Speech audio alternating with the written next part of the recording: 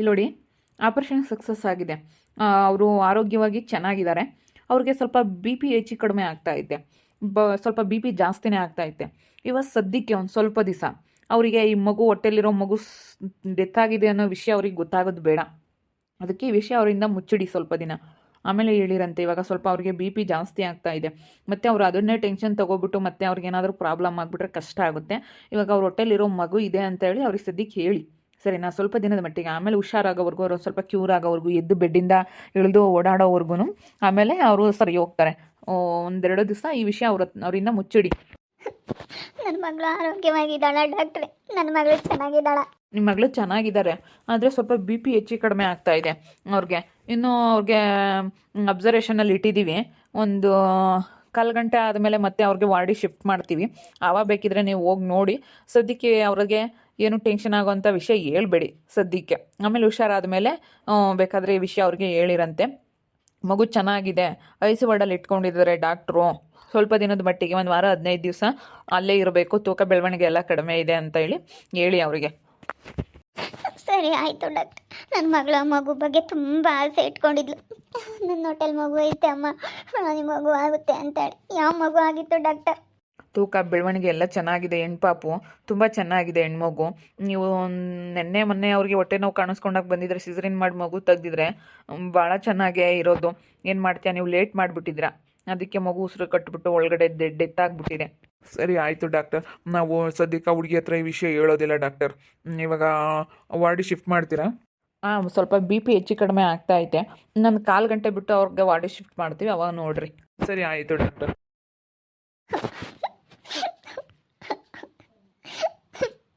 ಯಾವುದಾದ್ರೂ ಆಗಿದ್ರೆ ಸಾಕಾಗಿತ್ತು. ಗಂಡು ಮಗು ಆಗಲಿ, ನನಗೆ ಗಂಡು ಮಗು ಆಗ್ಲಮ್ಮ, ಗಂಡು ಮಗು ಆಗಲಿ ಅಂತ ಹೇಳೋಳು.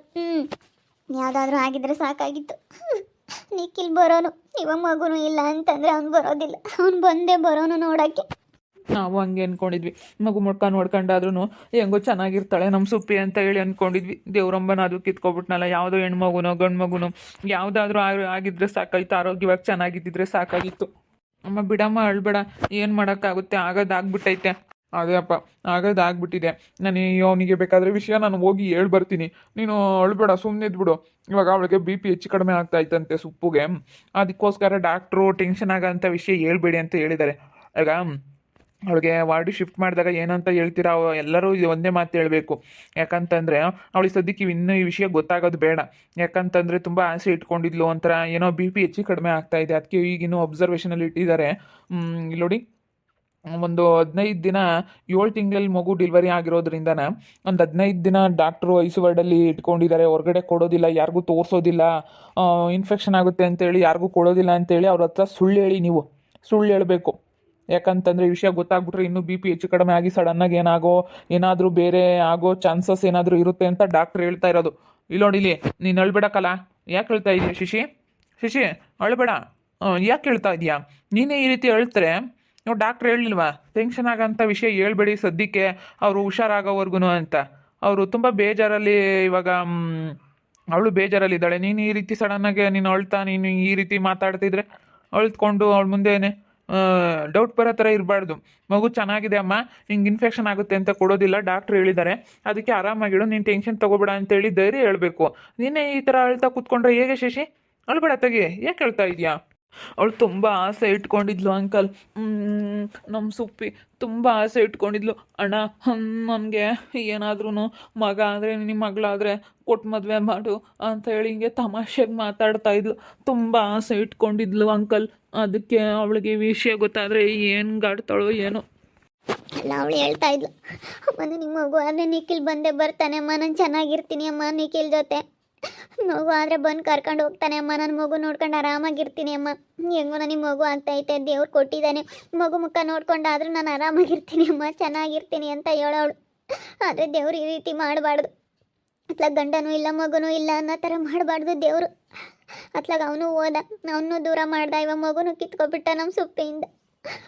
ತುಂಬ ಬೇಜಾರಾಗ್ತೈತೆ. ಇಲ್ಲೋಡು, ಸಮಾಧಾನ ಮಾಡ್ಕೊ. ಇನ್ನು 1/4 ಗಂಟೆ ಬಿಟ್ಟು ವಾರ್ಡಿಗೆ ಶಿಫ್ಟ್ ಮಾಡ್ತಾರೆ. ನೀವು ಕರೆಕ್ಟಾಗಿ ಹೇಳ್ಬೇಕು ಅವಳಿಗೆ, ಸರಿನಾ? ಟೆನ್ಷನ್ ತಗೋಬೇಡಿ. ಟೆನ್ಷನ್ ತಗೊಂಡ್ರೆ ಮತ್ತೆ ಅವಳಿಗೂ ಟೆನ್ಷನ್ ಆಗಿಬಿಡುತ್ತೆ. ನೋಡಿ, ನಾನು ಹೇಳ್ತಾ ಇದ್ದೀನಿ ಕೇಳು. ಟೆನ್ಷನ್ ತಗೊಂಬಂಥ ಅವಶ್ಯಕತೆ ಏನಿಲ್ಲ. ಸುಮ್ಮನೆ ಯಾಕೆ ಇಲ್ಲದ್ದೆಲ್ಲ ನೀವು ಟೆನ್ಷನ್ ತಗೊಳ್ತೀರಾ? ಆರಾಮಾಗಿರು ಶಶಿ. ಒಂದೇ ಮಾತು ಹೇಳಬೇಕು, ಮಗು ಚೆನ್ನಾಗಿದೆ, ಡೆತ್ ಆಗಿತ್ತೆ ಅನ್ನೋ ವಿಷಯ ಮಾತ್ರ ಹೇಳ್ಕೂಡ್ದು. ಮಗು ಹಿಂಗಾಗಿತ್ತು, ಡೆತ್ ಆಗಿತ್ತು ಹೊಟ್ಟೆ ಒಳಗಡೆನೆ, ಹಿಂಗೆ ತೆಗ್ದಿದ್ದಾರೆ, ಹಿಂಗಾಗಿದೆ ಅಂತೇಳಿ ಸಡನ್ನಾಗಿ ಏನು ವಿಷಯ ಹೇಳ್ಬೇಡಿ, ಸರಿನಾ? ಸರಿ ಆಯಿತು, ಇನ್ನೇನು ಮಾಡೋಕ್ಕಾಗುತ್ತೆ. ನಮ್ಮ ಸುಪ್ಪಿ ಚೆನ್ನಾಗೇ ಇದ್ದಾಳಲ್ಲ, ಅದೇ ನಮ್ಮ ಪುಣ್ಯ. ಮಗು ಬೇಕಾದ್ರೆ ಇನ್ನೊಂದು ಆದರೂ ಆಗುತ್ತೆ. ಅವಳು ತುಂಬ ಆಸೆಗಿದ್ಲು, ಬರಬೇಕಾದ್ಲು, ಕೇಳಿದ್ಲು ಕರ್ಕೊಂಬರ್ಬೇಕಾದ್ರೆ, ಅಮ್ಮ ನನ್ನ ಮಗು ನನಗೆ ಇರಬೇಕಮ್ಮ, ಇತ್ಲಾಗ ನನ್ನ ಗಂಡನೂ ದೂರ ಆಗಿದ್ದಾನೆ, ನನ್ನ ಗಂಡನೂ ಬಿಟ್ಟೋಗಿದ್ದಾನೆ, ನನಗೆ ಮಗುನೂ ಇಲ್ಲ ಅಂತಂದರೆ ಅಂತ ಹೇಳಿ ತುಂಬ ಯೋಚನೆ ಮಾಡೋಳು. ಇವಾಗ ಒಬ್ಬಂಟಿ ಆಗ್ಬಿಟ್ಲು. ಮಗು ಇದ್ದಿದ್ರೆ ಮಗು ಮುಖ ನೋಡ್ಕೊಂಡು ಅದ್ರ ನೋವುಗಳು ಮಾರ್ಕೊಂಡಿರೋಳು. ನಾವು ತುಂಬ ಆಸೆಗಿದ್ವಿ. ತುಂಬ ಬೇಜಾರಾಗ್ತೈತೆ ಅಪ್ಪ ಈ ವಿಷಯ. ಏನಾದರೂ ನಮ್ಮ ಸುಪ್ಪಿಗೆ ಗೊತ್ತಾದರೆ ಅವಳು ಹೆಂಗೆ ಆಡ್ತಾಳೋ ಏನೋ. ಸುಮ್ಮನೆ ಅಳ್ಬೇಡ. ಇವಾಗ ಇನ್ನೇನು ಮಾಡೋಕ್ಕಾಗುತ್ತೆ, ಇವಾಗ ಆರಾಮಾಗಿರ್ತಾಳೆ. ಈ ವಿಷಯ ಹೋಗಿ ನಿಖಿಲ್ಗೆ ಹೇಳ್ತೀನಿ, ಹಿಂಗಾಗಿದೆ ಅಂತ. ಹಿಂಗಾಗಿದೆ ಅಂದರೆ ಅವ್ನು ಖಂಡಿತ ಬಂದೇ ಬರ್ತಾನೆ ನೋಡೋದಕ್ಕೆ, ನೋಡ್ಕೊಂತಾನೆ. ಆಮೇಲೆ ಅವ್ನು ನೋಡ್ಕೋಬೇಕಾದ್ರೆ ಆ ನೋವುಗಳ್ನೆಲ್ಲ ಮರ್ತು ಬಿಡ್ತಾಳೆ ಅವಳು.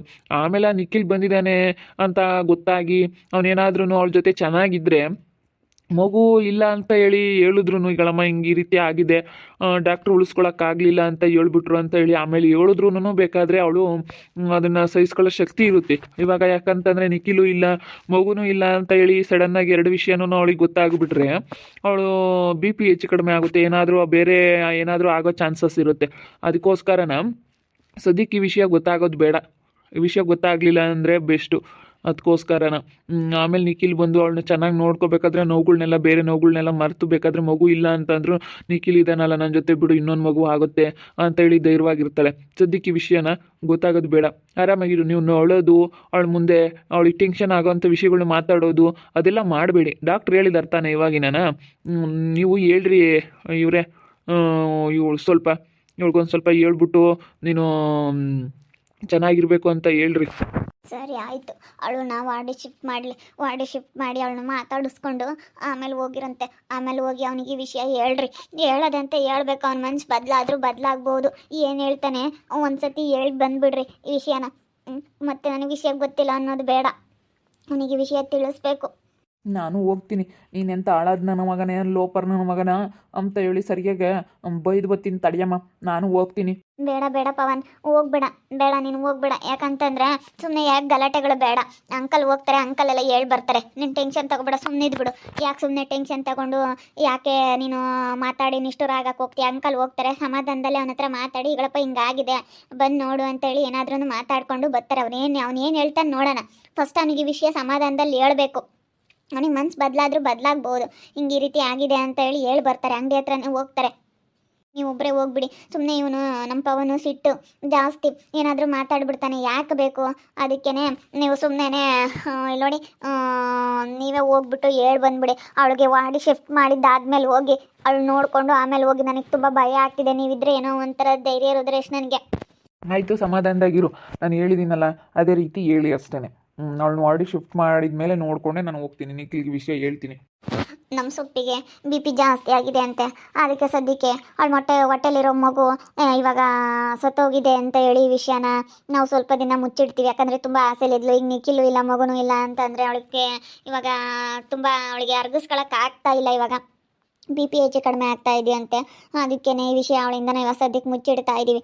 ನೋಡ್ತಾ ಇರಿ, ಇನ್ನೇನು ಆಗ್ಬೋದಂತ ಮುಂದಿನ ಭಾಗದಲ್ಲಿ ನೋಡ್ತಾ ಇರಿ. ಹಾಗೆ ವಿಡಿಯೋ ಬಗ್ಗೆ ನಿಮ್ಮ ಅಭಿಪ್ರಾಯನ ಕಮೆಂಟ್ ಮಾಡಿರಿ. ಹಾಗೆ ವಿಡಿಯೋ ಇಷ್ಟ ಆಗಿದ್ರೆ ಲೈಕ್ ಮಾಡಿರಿ, ಶೇರ್ ಮಾಡಿರಿ. ಇನ್ನು ನಮ್ಮ ಚಾನಲ್ನ ಯಾರು ಸಬ್ಸ್ಕ್ರೈಬ್ ಮಾಡ್ಕೊಂಡಿಲ್ಲ, ತಪ್ಪದೆ ಕೂಡಲೇ ಸಬ್ಸ್ಕ್ರೈಬ್ ಮಾಡ್ಕೊಳ್ಳಿ. ಓಕೆ ವೀಕ್ಷಕರೇ, ಧನ್ಯವಾದಗಳು.